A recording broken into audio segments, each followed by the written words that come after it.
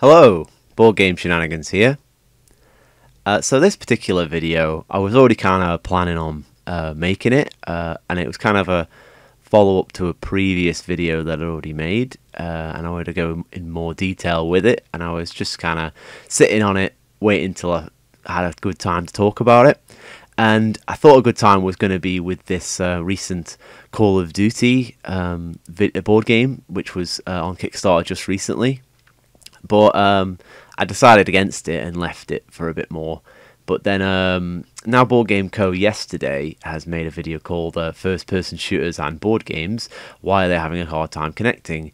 And I think it's a decent video, and BoardGameCo really goes through the mechanics side of it, why there is issues translating a first person shooter game into a board game. And I think that he covers that quite well, and I do agree with most of what he said here, but I think that in general I think he's missed the mark here on his video, because he hasn't covered the other aspects of why a first person shooter game doesn't really work with the current crowdfunding board game market.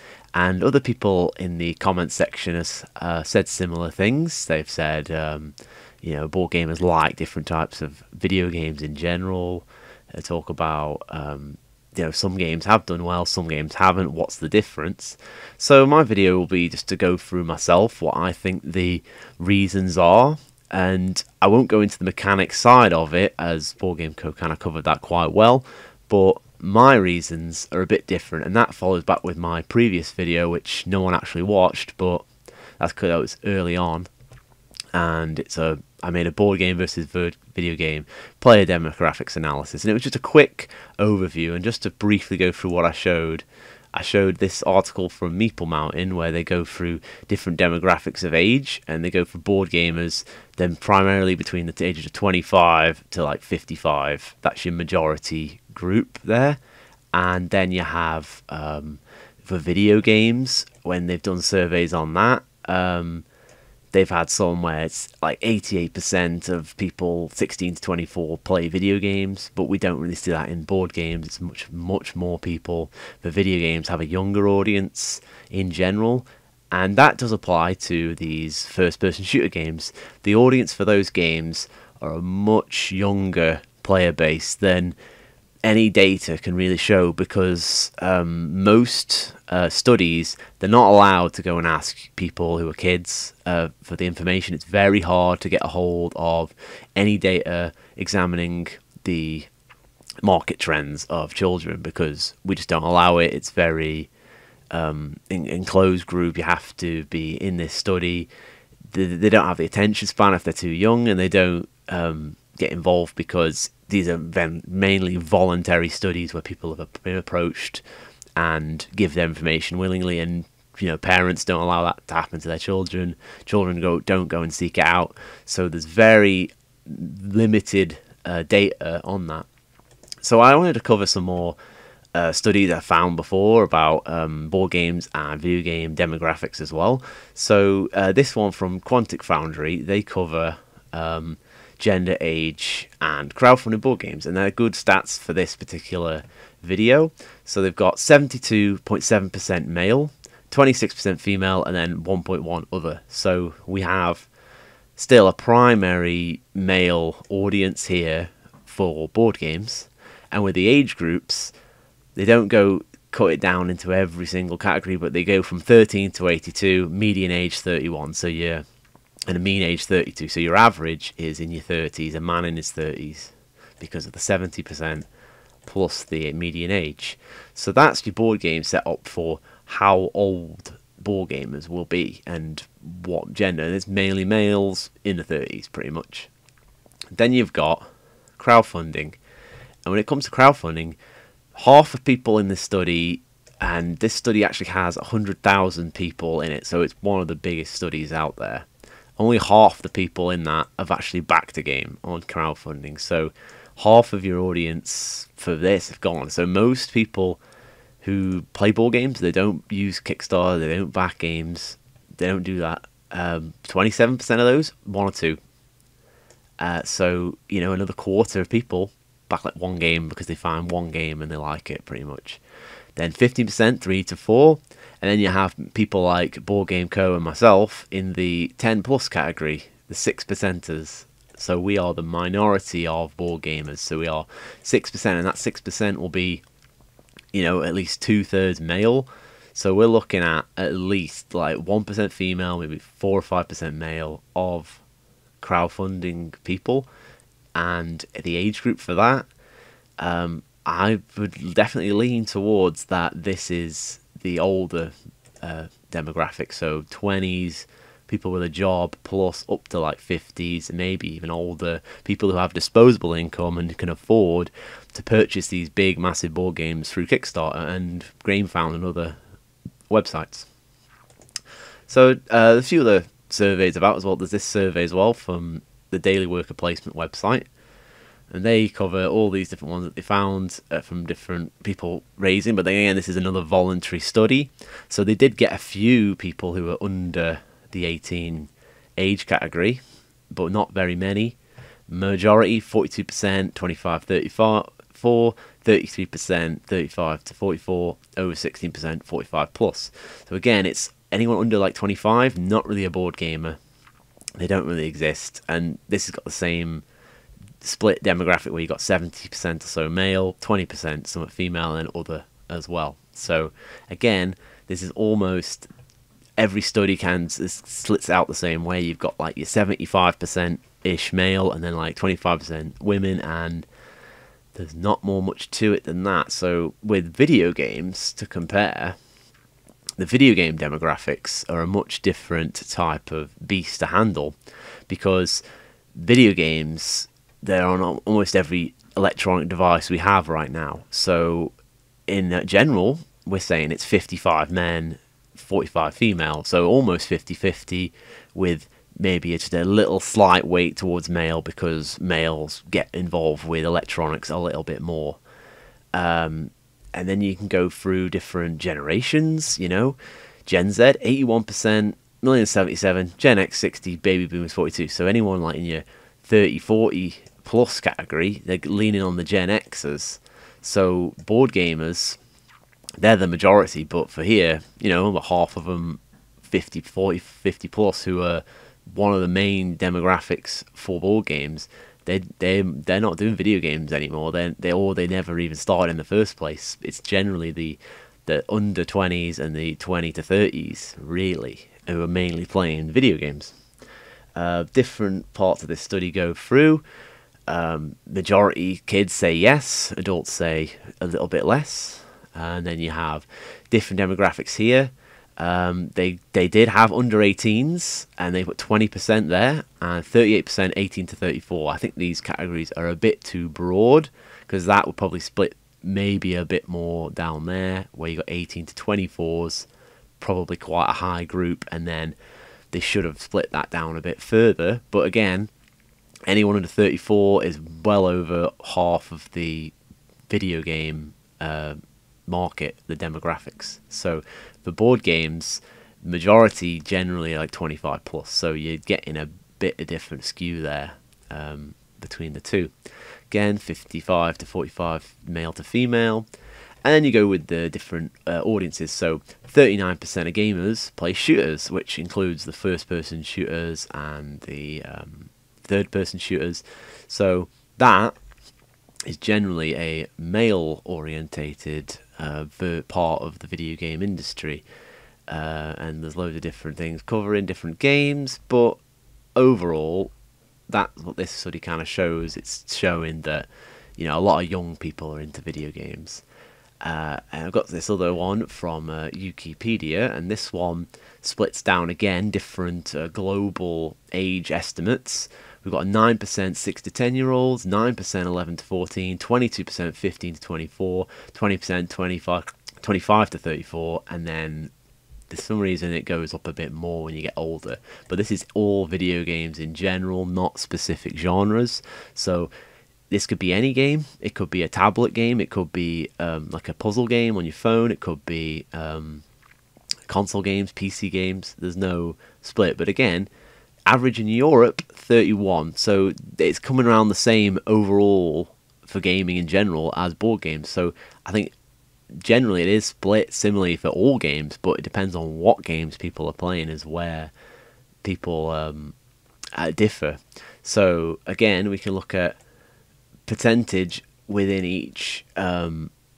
68% of 6 to 10 year olds do play, 79% of 11 to 14, 72% of 15 to 24, but then it comes down to it, it starts decreasing after the 25-year-olds, and then anyone older, you know, most of them don't play, but the ones that do make up a whole lot of people, but they're not many, so that they really take up a lot, even though there's, maybe it's because of the way they split, you know, that's a 20-year gap. These ones are, that would probably be 10-10 maybe, or maybe a 12 to like 9 or something like that. It's going to shrink down because there's a big massive gap. They should do these these have been worked out by they've done it, but these could be different. This could be split down further, but in general, the teenage years are the main people playing these games, video games in general. And then again, similar numbers for male to female in this study as well. Just to go back in time as well, just to have something to compare to, this is from 2008, so this is like 360 PS3 years, and this study is focused primarily on teens only, and that kind of gives you a cover of what type of games teens were playing at the time. And this is before, say, Call of Duty kind of kicked off. This is when Call of Duty was just, you know, a smaller game that only handfuls of gamers would play. It hadn't got to like the massive popularity that it did after this, and then even now it's still held its popularity since, I'd say, probably about Modern Warfare 2 onwards. This is probably the time Call of Duty 4 and World at War were coming out, so it's when it was starting to get big. So to go through with this, 99% of boys responded saying they do play video games, 94% of girls said. So anyone of that age category from 15 years ago were playing these games at the time.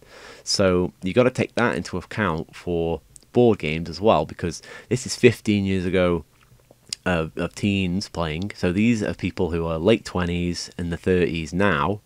So these people are the key market that you want for these new board games coming out showing first-person shooter games, because they're people who could have crossed over into board games and been wanting nostalgia from these classic video game style board games that are coming out. There's different variety of games to play. At this point in time, Guitar Hero was the most popular game. Then Halo 3, first-person shooter, Madden, Solitaire, Dance Dance Revolution, Madden, Tetris, Grand Theft Auto, Halo again, it's The Sims. So this is showing difference between what boys and girls are playing. I assume that Sims definitely more female orientated, Grand Theft Auto and Halo more male orientated, Tetris very 50-50 type of game, because puzzle games do mix up a bit more. So just to go through, they do go through what games the teens said they were playing, and most teens are playing off online games with people they know, teen games playing online with people they met. So there's different interactions they're going to do, and when it comes to online play, that's the multiplayer side, and that's what the most Call of Duty players are doing. They're playing online gaming.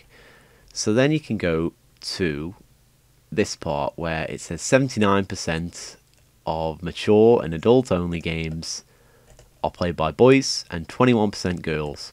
So that's showing that the majority of people playing shooters, first-person shooters, because they are mature games, are boys. So the boys of 15 years ago were still into shooters, just as they still are now. The same age demographics now will be playing these shooters probably at this level, probably at a 4-to-1 ratio.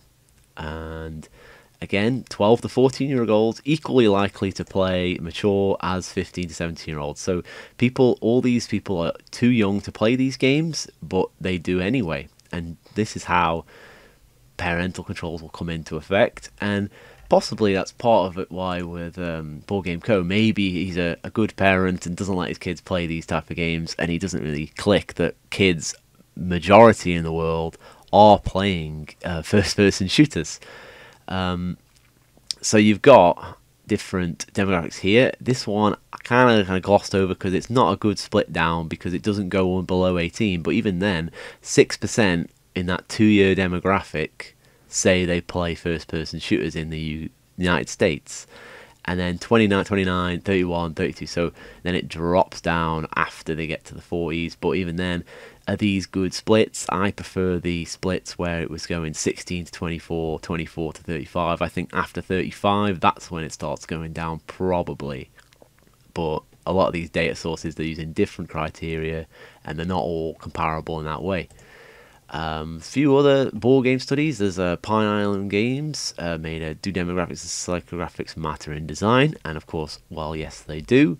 They go through different things that they model around and how they think they should market these games and what should put into the games, and they go through that. And to get down to what I want to see is the demographics of board games, and they use different studies here and they gather them all together, and that's a good way to get a good feel for it. But you can see 80% of Stone My Games email newsletter people from 2019 are the male and 17% female. Then Meeple Mountain again, it's bringing that one in, 70-24. Then you got 90 in Stone My Games other for 2017. So more women have come in after the initial one in 2017. And then they got worker placement. Again, that's 74-75. So it's a very general, and then only like Magic the Gathering has a higher female base than others. So again, it's like a 70-80 male split, and again, video games, these first-person shooters are majority male also. So you have two together, it's going to be hard sell, I think. One other thing I was noticing is that because we're in the modern world and how things are going, children as well are doing a lot of different things than they used to. So now, from a survey of children that we have, they covered what they want to be when they grow up. And when it comes to the UK, USA demographics, the majority thing kids will pick is they want to be YouTuber, vlogger, they want to be online making videos. So this is, and then you go to China, they've got astronaut and things like that. So a complete change of what's been happening in the modern world. Now we're going, because everyone's always on devices all the time, they're obsessed with being part of that culture, being in online, making videos and doing that just to try and be famous, doing that way, rather than being a teacher, an athlete, a musician, things that, you know, people like in decades prior they would have been trying to do. So again, it's like showing more digital culture, and that's why kids are the majority in online culture. Really, anything that's popular is popular because children have found it online and they are consuming it, whether that be a game, whether that be a watching someone. The most popular YouTubers, you know, they have children watching them. The most popular video games have children playing them. So just to go through the actual games that BoardGameCo covered, and the ones I could find as well. This is what Call of Duty had. They got 1,600 backers, 226,000. For a game like Call of Duty, these numbers are nothing. They make that in a minute when they release a new video game for Call of Duty, because Call of Duty can sell millions of copies day one, no matter what, across multiple platforms.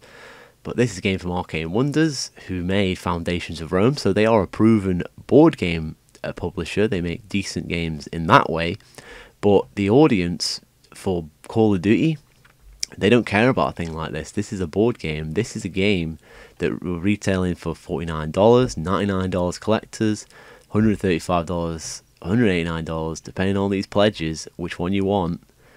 There's a lot of different values here. Deluxe bundle $249 was the biggest main pledge there. You know, this is a different market. Call of Duty players are generally young. They're generally not adults who have a disposable income where they can pay for board games that cost this much online. So even if more people followed because they're like, oh, Call of Duty, that sounds cool, then they see the cost and go, oh, my mum and dad won't pay for that for me, because this is the audience of Call of Duty. Even though 15 years ago Call of Duty was popular with young people playing it, teens, now those people who might be into board games and they're like the 30s now, they might not still care about it anymore, because Call of Duty still is to this day a game for younger people, and people move on from it, and now the people playing it are the new young people playing the new Call of Duty, and the people who play the new Call of Duty who are older, they're like, well, it's not as good as the originals, so this is based on modern Call of Duty also, so those type of things, they don't really pick up together. And I think the Arcane Wonders, you know, maybe they thought they'd get more, but I think that that's the problem. It's not to do with the mechanics of this game. The mechanics of the game, it could be anything, because anything can be translated into a game. There's Marvel games, they all play differently. Some are card games, some are board games, some are Marvel Zombicide, some are Marvel Champions. You know, these are all different types of games based on a single IP. It doesn't matter what happens with them. Same with this, it's just another game. You've got the characters in there. Of course, it's not going to be first person in perspective, but the first person is you looking at the board. That's what it is, really. There's a difference there. There's always a difference between a video game and a board game mechanically, but the market will never go and pick out this game because they are selling it on a crowdfunding platform, which already the minority of board gamers do, and then the minority of people who are young don't have the money for it, and the people who do have the money for it, they've probably grown out of Call of Duty. They don't care anymore. Foundations of Rome, they made it. Arcane Wonders could have had a bit more in this game because of how well this game's done, but it's a completely different type of game. They've gone from a Euro style experience to a tactical game. It's, you know, night and day. They're not proven to know how to make those games yet, so those things don't matter. You know, maybe they would have done better without the Call of Duty theme because people were expecting more of it because it was an IP. And just to get into specifically, to have some evidence on it, is Call of Duty with shooters. They cover Call of Duty. Call of Duty's 70-30 male to female. And then again, the demographics, 72% are under 35. Again, these are a bit broad, but again, board gamers are leaning higher on this spectrum rather than being lower down. So like half of Call of Duty's player base are too young to be into the board gaming scene, really. It's not really comparable in that way.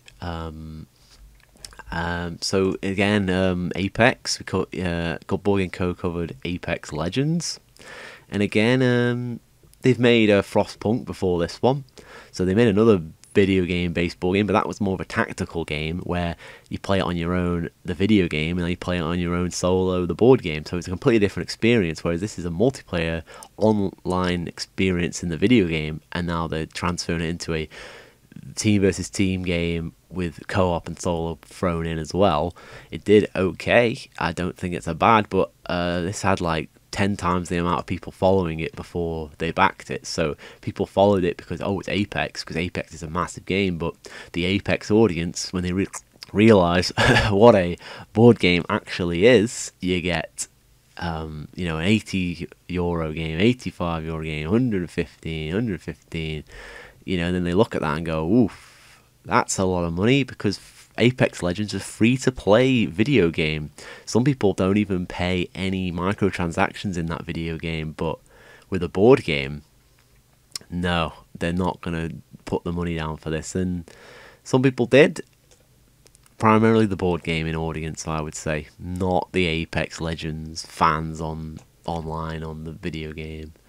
And again, just like Frostpunk, it did a lot better because it's just different type of game, had a designer behind it, advertised, and the game was just, yeah, as a video game, it's not that popular a video game. I think that the board game just happened to tick a lot of boxes in the way it was designed and shown.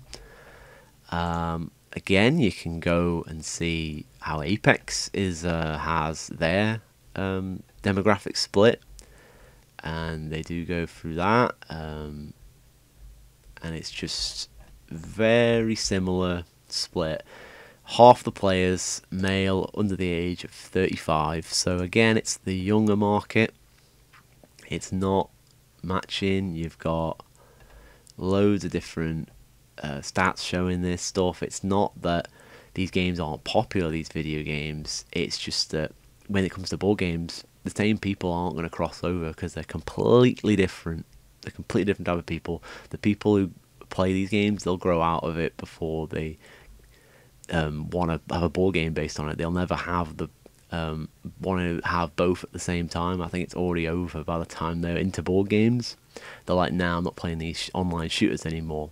And you have to think also, on these old online shooters, anyone who's in the board gaming space and has that age, in that age group now, who are a board gamer, they're not playing actually board games anymore. Like, they don't want them based on these video games, because the video games, they're not as good as the old video games that they grew up anyway. So why would they want a board game based on Apex when, you know, they never play the video game? Because the video game, you know, is worse than games that came out 10 years ago, because now it's a free-to-play microtransaction style game where people don't really like these anymore who are older. Only the younger people are playing them.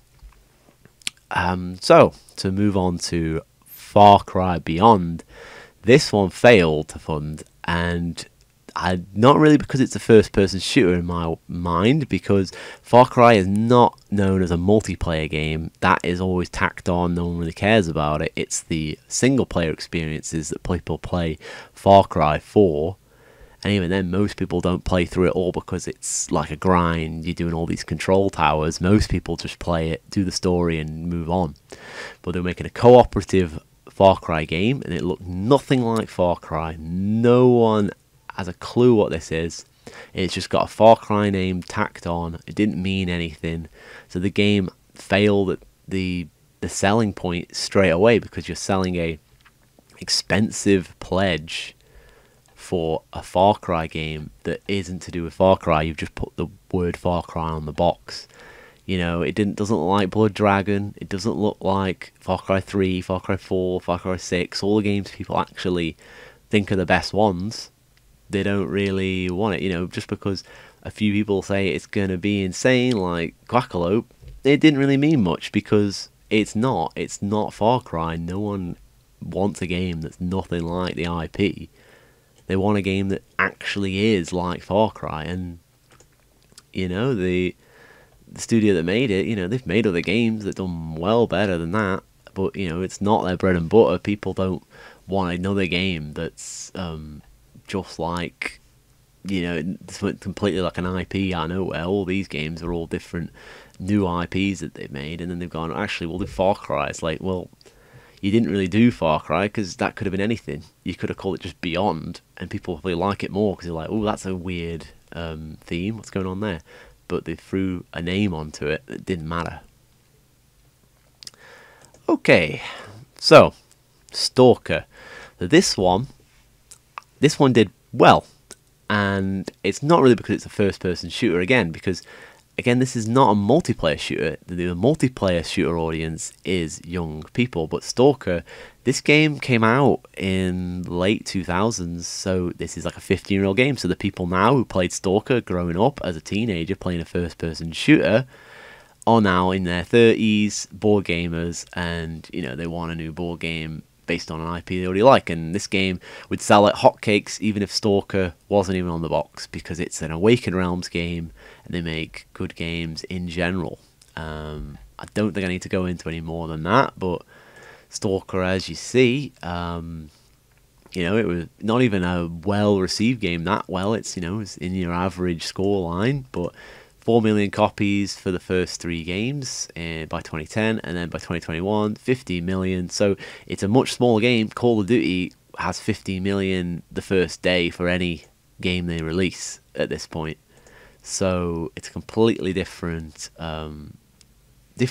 environment here for this type of game. So this game did well because it's a single player story driven experience that will work well in a board gaming theme. It's not because of the mechanics of shooting that actually helped this game out. This game helped out because it had the Awakened Realms name value, and then it also had just, it's a single player experience, and older people like that a lot more, and this is an older game, so it all ticked all the right boxes.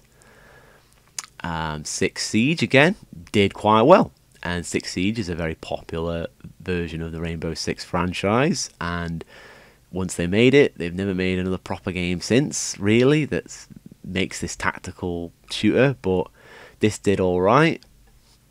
I think overall, I don't think it is a failure, but it probably could have got more. But, you know, Mythic Games already had a lot of games going that they hadn't finished at this time. Maybe some board game people were a bit cautious, and they would have been right to, because we know what happens with Mythic Games, and this game will be coming at some point, but again, I think it's a bit different. I think that there's not too much on the demographics of a 6 Siege as other shooters, but this particular one was leaning more like Call of Duty than the previous games in the franchise for the actual video game. But when it comes to the board game, it's more tactical, so it's a different type of game, and people picked up on that and thought it was good enough to put a pledge down. Even probably some video game people probably pulled in, but I think that's because, you know, this game is about selling skins and operators, so people who are really into it in the video game spend a lot of money on it already. But yeah, that's the brunt of what covered. Again, it was a proven publisher with Mythic Games, so they had a lot of games going, a lot of IP games, a lot of other games that they had. They had a lot of people backing it. They had really good advertising, because I'd always see ads for their games, even though I never really cared about them. I just kind of saw a few and then saw ads, and so maybe that's part of it. But again, it's just another, you know, another video game, board game, and you know, some first-person shooters can do successful, but some might not. And I think generally it's down to who's playing those video games too. Deep Rock Galactic was another, which is a first-person perspective game. It's not a proper shooter. It's more of a cooperative mining type of game. But at the end, that got a lot more, because again, that's a completely different audience than to people who play online shooters, where you've got to have fast reaction times and always be on your feet shooting other real people. This is you just shooting AIs that are slow, and anyone of any age group can really focus on it and play it and enjoy it. So the main difference there is it's not as competitive, and when it's more competitive, that's what the younger people are more into. Wolfenstein and Doom also. Doom was mentioned by BoardGameCo in his video, but it's like these games, well, they've done well because they're better board games, but again, these are like your older video games. They came out in the early 90s, so people who played them, they're in their board gaming years now. They're in their 40s if they were playing in their teens. So these games probably picked up a lot more now, because they've gotten older playing these games, growing up a bit more, and now they're not known for being like multiplayer games as much either. They're just a bit more older, so the older demographics are enjoying them and pick them up as board games because they've moved on with themselves as well. Borderlands as well, not known for being an online multiplayer shooter. It's just cooperative and you do missions, so better fit, got a lot of money. I don't think the game looked that good anyway, but I think it did probably pull more video game people in, simply because probably an older audience as well. This is also a game that really got popular 2009, so it's an older game. The newer ones have done worse as it's gone on. The first one was still the most popular, maybe the second one, which came out, you know, well, a long time ago now. Those people have grown up, they're in the late 20s. It picks up a lot more than a modern Call of Duty style game or a modern Apex Legends style game. And then you have other games just adjacent, you know, third-person perspective shooter games. Some of these are first-person, but Steamforged Games, again, they've got their entire library of video game-based board games. They know how to do it. They keep making more and more. They're making more Resident Evil. They keep making they're going to make every single one eventually, probably. So again, you know, things can cross over and do quite well overall. I think it's just a matter of what the IP is and how people play it. And just to round it all off, Fortnite, there's not really been a Kickstarter Fortnite game just as yet, but it wouldn't be a good idea to make it based on the numbers that we have. So we know from what they've said as their age group, 18-24-year-olds make up 62%. And if anyone knows anything about Fortnite, they know that children are the primary audience of this game. They play it. They are always on it. They're the ones that majority play. They are lying about their age, just as this article states. This is a majority young person's game, even though it's not that way with its age rating. It is like a teen game. I think that you have to think that this game wouldn't do good as a board game just as much as a Call of Duty, just because of who plays these games. That's kind of most of what I've covered there. Yeah. Again, there's a lot more on demographics, but primarily focused on the gender and the age here. I think because that is the key points for this type of study here, where you've got why board games and video games are so different. But there's definitely more different factors going in from different groups and different questions you can think of and why things are so different. But I think that when it comes to a game like the Call of Duties, this won't do well because of who plays Call of Duty and who plays these Kickstarter board games. There's such a big divide straight to the middle. There's very little crossover. You got one circle here, one circle there, and then the people in the middle is like such a small minority of actual people who are fans of board games, plus fans of Call of Duty, the video game. You get like 1,600 backers when there's hundreds of millions of Call of Duty players and clearly like 1 million board game players out there, but the crossover of that is minuscule when it comes down to it. So thank you very much if you've listened all the way through this video.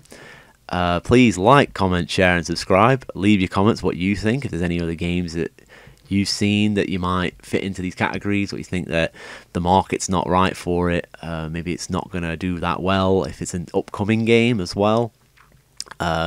Give a throw back onto like on BoardGameCo's video, because he makes great videos, and this was a good one just to kickstart having a conversation about it and see what other people think. You know, feel free to make your own videos. I'll watch them if you link it to me. It's definitely, you know, I want to have a discussion about how board game and video game spaces interact with each other and see how things go. So thanks for watching. Please like, comment, share and subscribe. Bye.